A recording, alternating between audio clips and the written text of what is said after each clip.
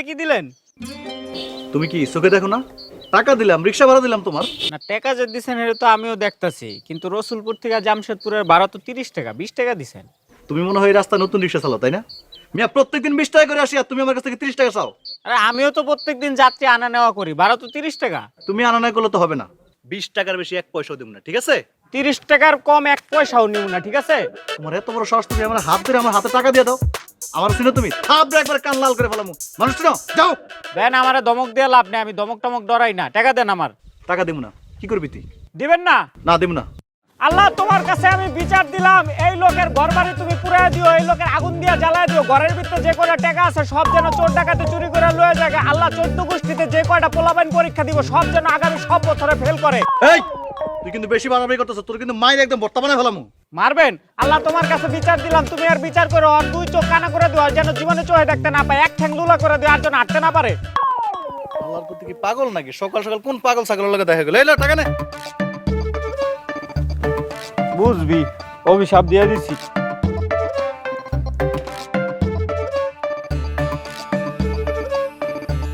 সালেক ভাই বাড়িতে আছেন? সালেক ভাই, আমি রোকেয়া।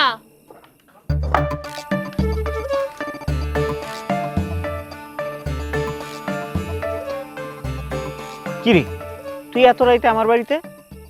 হ, আপনার খোঁজ খবর নিতে আইছি। আপনি যে সকালে ব্যথা পেয়েছিলেন, সে ব্যথা কমছে? গরিবের আবার ব্যথা, ব্যথা লুই তো সারাদিন রিক্সা চালাইলাম।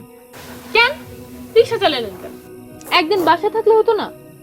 বাড়িতে বয়ে থাকলে ভাত কি এমনি এমনি আইবো? ভাত না এলেও তরকারি তো আইবে। মানে? বাড়িতে মুরগির মাংস রান্না করছিলাম, ভাবলাম আপনারে দিয়ে যাই। তুই কি আমার ঘুষ দিতে আইছস? কিসের ঘুষ? সকালবেলা যে কইছিলাম তোর অভিশাপ দিমু, ওই ভয়ে মন জয় করতে আইছস নাকি? শুনেন, এই রোকিয়া কারো অভিশাপ ভয় পায় না। মাংস রান্নার সময় আপনার কথা মনে পড়ছিল, তাই আপনাকে দিতে এলাম। খাইলে অভিশাপ দিতে পারেন, না খাইলেও দিতে পারেন। আচ্ছা একটা কথা কত, তুই আমার ভয় পাস না? না, আমি আপনার ভয় পাইতে যাবো কেন? গ্রামের সবাই তো আমার ভয় পায়, ডরায়, এর লগে কইলাম আর কি। মনে পাপ থাকলে তো ডরাইবই। আমার মনে পাপ নাই, তা আমার ভয়ও নাই। আচ্ছা ঠিক আছে, লন তরকারি মুরগি মাংস দিয়ে রাতের বেলায় ভালো করে ভাত খাইলে আমি আহি। সাবধানে যাইস।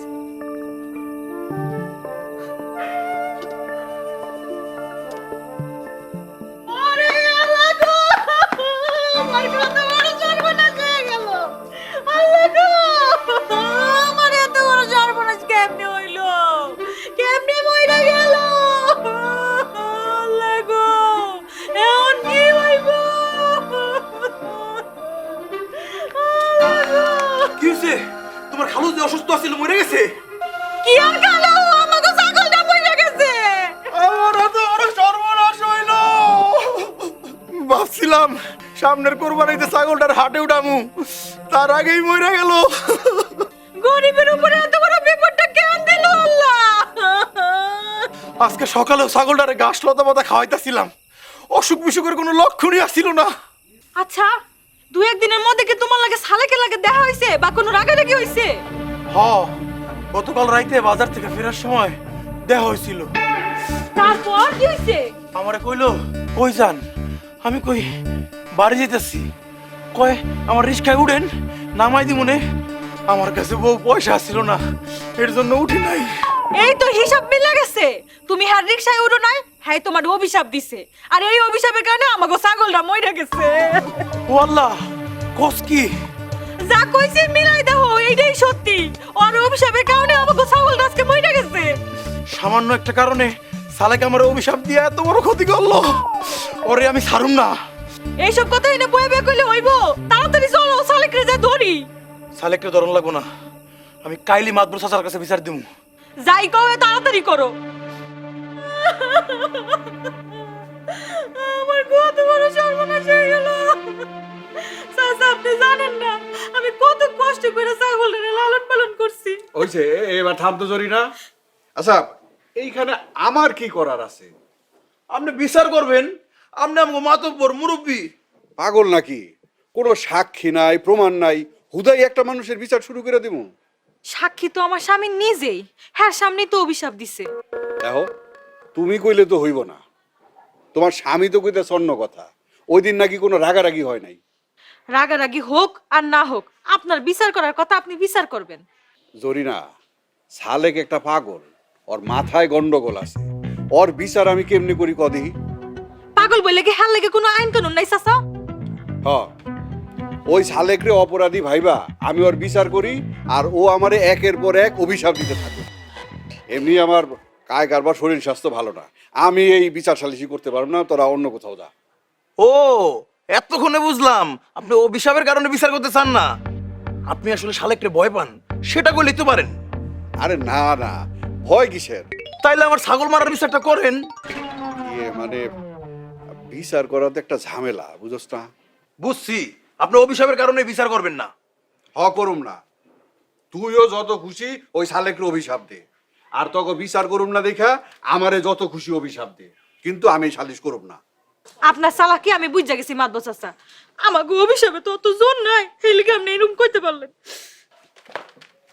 আমার যা বলার আমি বলছি। সালেকের লগে যদি আমার রাস্তা দেওয়া হয় আমি ওরে কয়ে দেব।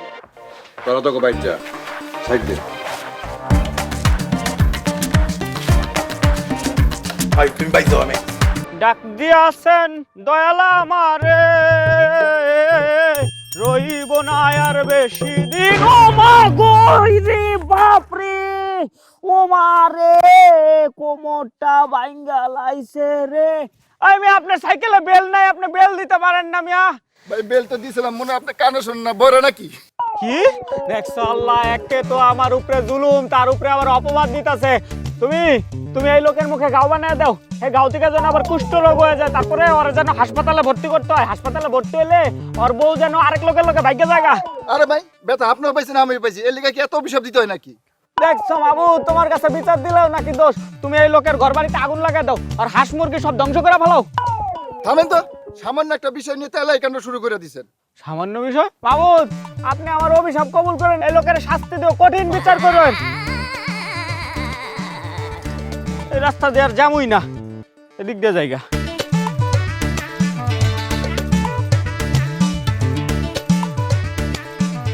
ইয়া খোদা, তোমার কাছে বিচার দিলাম, অভিশাপ দিলাম ওর নামে, ওর মাথায় যেন ঠাডা পড়ে।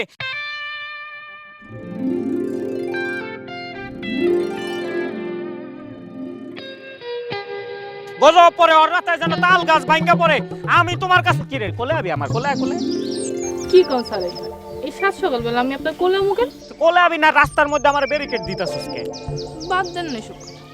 আচ্ছা এই সকালবেলা আপনি কারো অভিশাপ দেন সালেক ভাই? নাম জানি না, তো রাস্তার মধ্যে এক সাইকেলওয়ালা আমার সাইকেল দিয়ে ধাক্কা দিছে, কোমরের ব্যথা জান বাইর হয়ে যাইতেছে।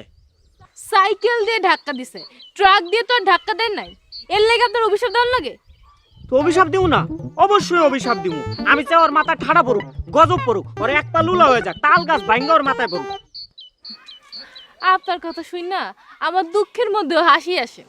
যারে চেনেন না জানেন না তার অভিশাপ দিয়ে কি লাভ? দেখ রোকেয়া, আমার ক্ষতি করছে, আমি ওর অভিশাপ দিব, তাতে তোর কি? আচ্ছা অভিশাপ সত্যি সত্যি কবুল হইল কিনা সেটা আপনি কেমনে বুঝবেন? হ্যাঁ তো আমাদের গেরামেন না। কবুল হইব না মানে? অবশ্যই কবুল হইব। যার উপর অত্যাচার হয় তার দোয়া অবশ্যই কবুল হয়। তাহলে তো এই লোকটা ব্যথা পাইছে, অত্যাচার তো ওই লোকের উপরে হয়েছে, হেরা তো উচিত আপনার অভিশাপ দেওয়ান। তোরা তোরা সবাই আমার শত্রু, তোকে উপরে আল্লাহর কাছে বিচার দিলাম।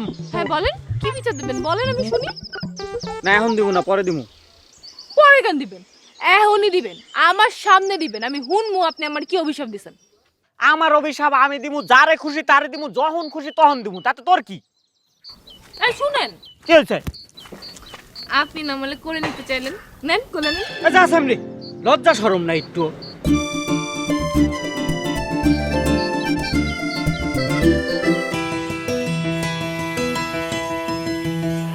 গ্রামের মানুষ তো অতিষ্ঠ হয়ে গেছে চাচা, এর একটা কিছু করেন আপনি।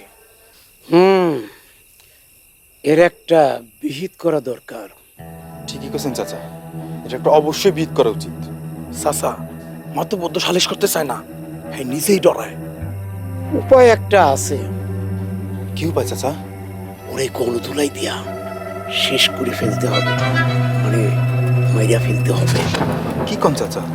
এটা জলযন্ত্র মানুষে খুন করে ফেলাম। শোন, একজন মিলে মারলে সেটারে কয় খুন, আর সবাই মিলে মারলে সেটারে কয় গণধোলাই। শোন, ওই চুরি ডাকাতির অপবাদ দিয়ে গণধোলাই দিয়ে একেবারে মেরে ফেলা লাগবে। কি কোন চাচা, আমার তো ভয় লাগে। আরে দূর, টেনে টেনে ভয় পাওয়ার চাইতে ওরে একদিনে একেবারে শেষ করে দেব। বুদ্ধিটা আপনি চাচা খারাপ দেননি, কিন্তু আমরা লোক তো 3 জন। ও শোন, আমার কাছে লোক আছে, আরে ওরাও একেবারে অতিষ্ঠ হয়ে গেছে।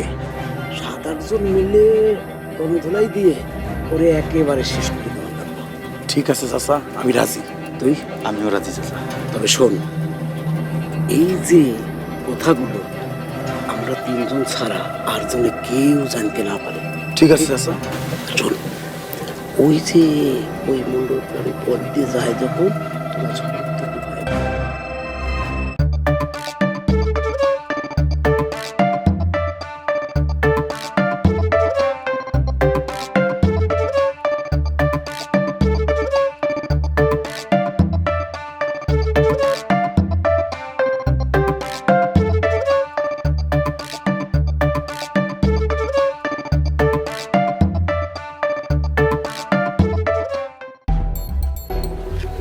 আইতাছে, খারা খারা দেখতেছে। আইতাছে, তাড়াতাড়ি মুখ বান, তাড়াতাড়ি মুখ বান, দিয়ে আমার তুই চাপায় ধরবি।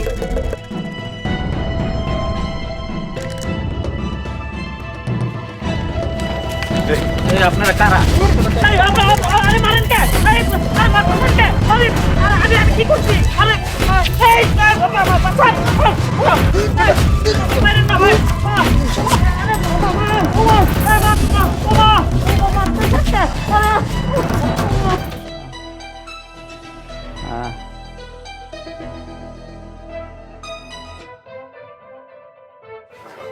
সালেক।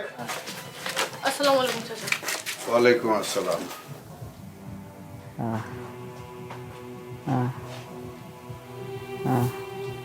সালেক, এখন কেমন লাগতেছে বাজান? মাথায় বড় যন্ত্রণা করে চাচা। আপনি একটু চুপ করে শুয়ে থাকেন না, আপনাকে অনেক জ্বর। আমি একটা জিনিস বুঝলাম না, তোর মতো রিক্সাওয়ালার কাছ থেকে ছিনতাই কইরা ওরা কয় টাকাই বা পাইবো? ছিনতাইকারীরা আমারে মারে নাই চাচা, তাইলে আমারে মারছে জয়নাল আর বজলু। বলস কি? ওরা কি লেগে তোরে মারবো? আমি জানি না। আপনি ঠিক মতো চিনতে পারছেন তো? অন্য কারো চিনতে পারেন নাই? হ, জয়নাল আর বজলুর একেবারে স্পষ্ট দেখছি, বাকি কাউরে চিনতে পারি নাই। শুনলেন চাচা, আমরা কিন্তু এর সুষ্ঠু বিচার চাই। অবশ্যই, আগে সালেকরে সুস্থ হইতে দে, তারপর আমি এর কঠিন বিচার করুম। তুই কোনো চিন্তা করিস না বাজান, আমি যাই। রোকেয়া, জি চাচা। অর্থ নিকট আত্মীয় স্বজন কেউ নাই, তুই একটু ওর দেখাশোনা করিস। আর যা লাগে আমি রহমত মিয়ার দোকানে কয়ে যেতেছি, নিয়ে নিস। ঠিক আছে চাচা, আসসালামু আলাইকুম। ওয়ালাইকুম আসসালাম।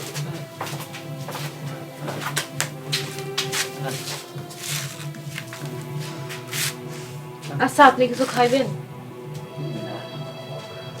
সকাল থেকে তো কিছুই খান নাই, দেখি আমি আপনার জন্য কিছু বানাই নিয়ে আসি।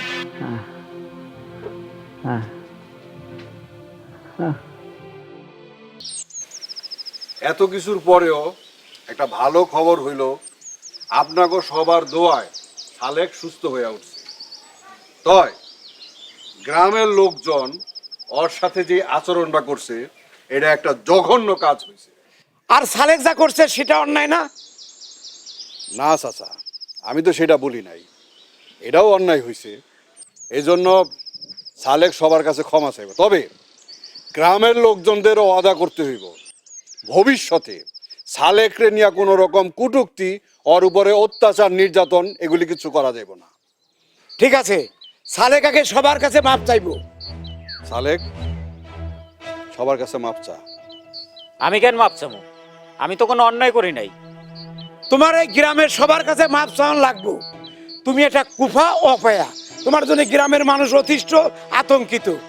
আর তোমার স্বভাব যদি পরিবর্তন না করতে পারো তাহলে তুমি এই গ্রামে বাস করতে পারবা না। সালেক, সবই তো শুনলি, গ্রামের মানুষ তোর উপরে অতিষ্ঠ, তোর মাপ চাই তুই।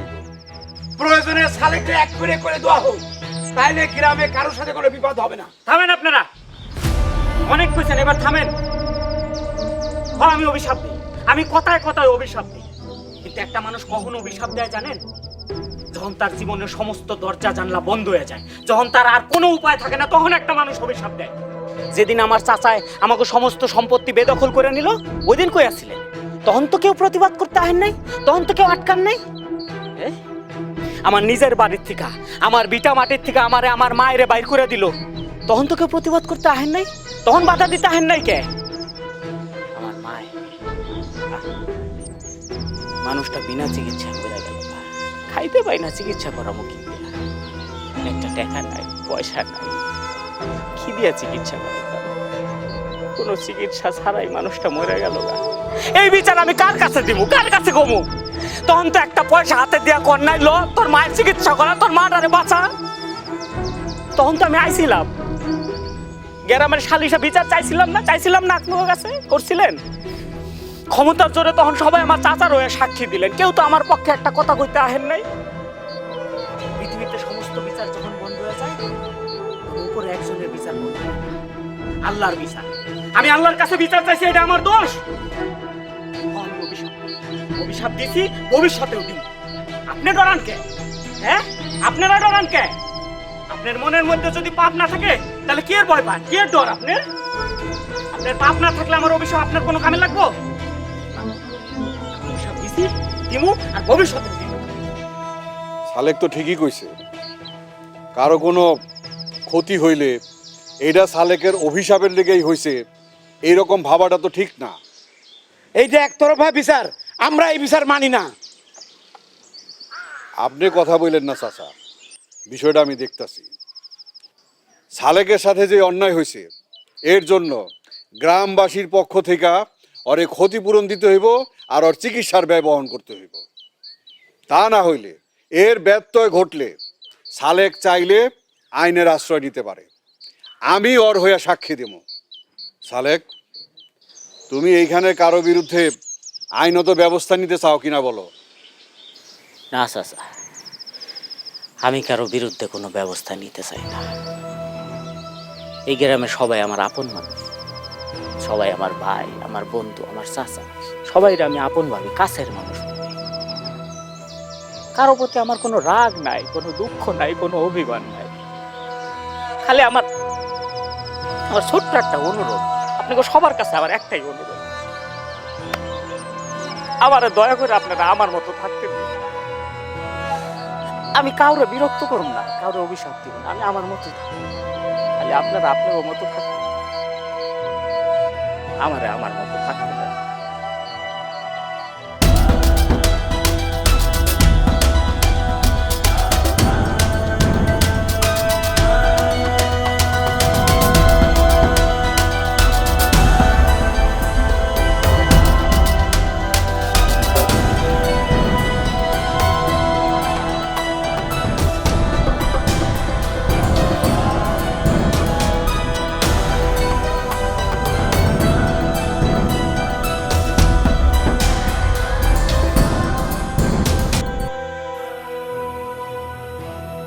কিরে, তুই এত রাইতে?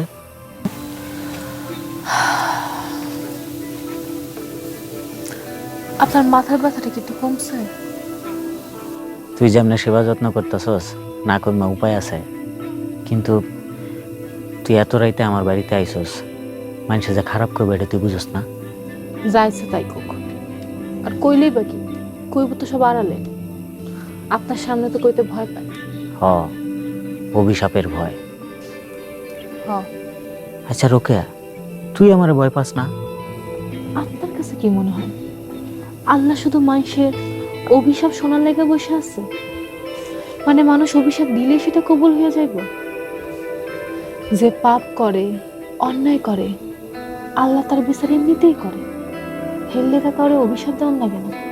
আজকে হঠাৎ এত জ্ঞানের কথা কইতাছ যে? যা সত্যি তাই কইতাছি। আপনি কইছিলেন না মানুষে ভয় পায়, হাসা কইছেন। এই ভয়ের কারণেই কিছু ঘটলে মানুষে ভাবে আপনার অভিশাপের কারণে ঘটছে। তুই আমার এত সেবা যত্ন করতেছস, তোরে আমি কি দিমু কত? আমারে আর কি দিবেন, দোয়া করে দিন।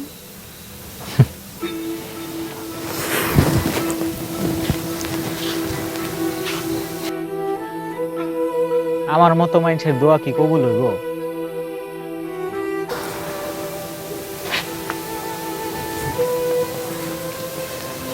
অভিশাপ যদি কবুল হয়, দোয়া তো আরো আগে কবুল হওয়ার কথা, তাই না?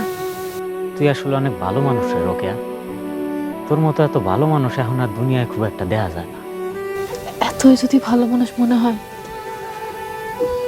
তাহলে আপনি আমারে সারা জীবনের জন্য নিজের বানায় ঘরে তুলে আনেন না। আপনার এই পৃথিবীতে কেউ নাই, আমার এই পৃথিবীতে কেউ নেই। আমরা দুইজনই তো এতিম মানুষ। আমরা না হয় দুইজন দুইজনের মাথা ছায়া হয়ে থাকবো সারা জীবন। কি কস এইসব?